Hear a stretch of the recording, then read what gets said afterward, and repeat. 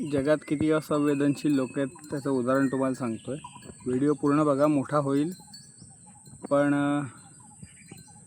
आज झालं असं की आमच्या बागेत आम्हाला गुरं सोडता येत नाही, कारण आमच्या बागेत विहीर आहे विचित्र, ती बांधायची, त्यामुळे तोपर्यंत सोडू शकत नाही.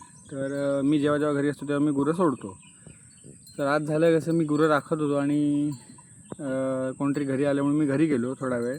इथे ती समोर चरतात, कधी कधी गावात पळतात, पण आमचं लक्ष असतं, त्यामुळे काय म्हणतात ते की असतं लक्ष.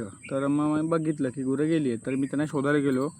ती कोणाच्याही घरी किंवा भातात गेली नव्हती, ती तिथे चरत होती एका ठिकाणी. पण ते मला योग्य नाही वाटलं, कारण म्हटलं कोणतरी ओरडेल बिरडेल उगा, तर मी त्यांना घरी घेऊन येत होतो.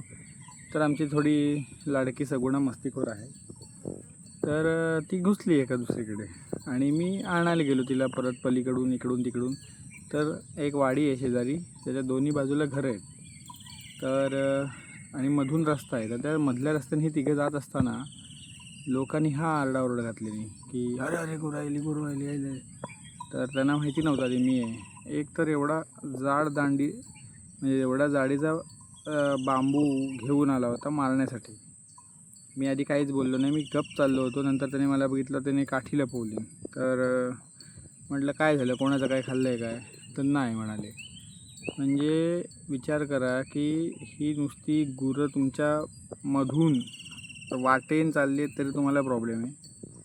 आणि एवढे तुम्ही असंवेदनशील झाला आहात की एवढा जाड दांडा घेऊन मारायला गुरांना. आणि हिपोक्रसी म्हणजे आपण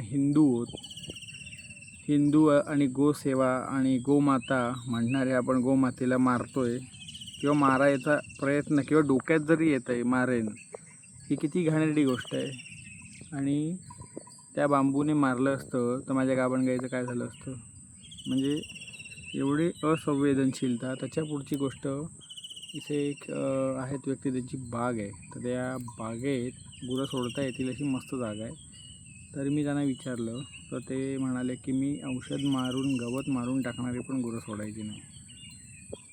आता गुरांच्या मेंटल हेल्थसाठी चांगलं असतं म्हणून मी सोडतो त्यांना. मी जेव्हा जेव्हा घरी असतो तेव्हा मी राखतो. पण लोक किती असंवेदनशील झाली त्याचा विचार करा. आणि असं असताना गुरं सांभाळायची कशी मग आपण? जरा तुमच्या शेतात गेली नाही तरी बोंब करतात हे लोक. म्हणजे काय माणुसकी राहिली आहे कुठे, हेच मला आधी कळत नाही. सगळा मूर्खाचा बाजार चाललेला आहे.